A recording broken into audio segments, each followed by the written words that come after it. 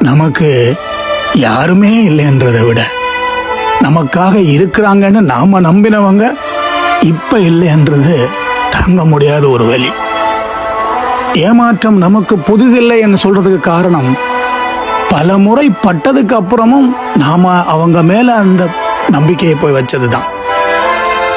ஒரு சின்ன விஷயத்த கூட நம்மால தாங்க முடியாம இருக்குது அப்படின்னா அவங்க மேல நாம அளவுக்கு அதிகமான பாசத்தை வச்சுட்டான்றதுதான் அதனுடைய அர்த்தம்.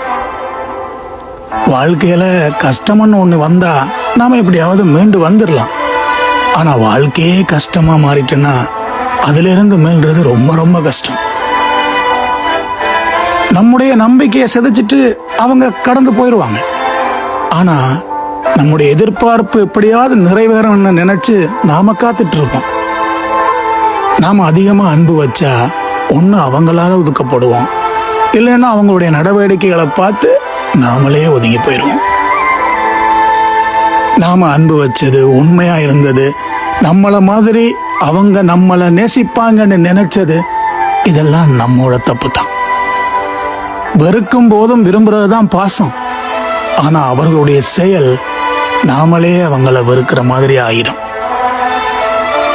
நாம எல்லாமுமா இருந்து எல்லா நேரமும் ஒரே மாதிரி இருந்து கடைசியா ஒண்ணும் இல்லாம இருப்போம்.